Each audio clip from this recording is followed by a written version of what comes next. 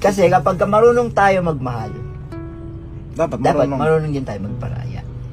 Hindi naman natin pwede pilitin yung tao pag hindi na masaya sa atin. Di ba? Baka siguro hindi pa rin siya para sa akin. Cherry White, pupuntahan ka namin sa bahay nyo. Magpaliwanag ka!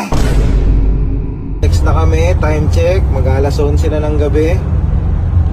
Gusto ko lang magpasalamat sa pinsan ko na to, si Kiling TV. Sinamahan ako kahit 10 oras na ng gabi para ipag-drive.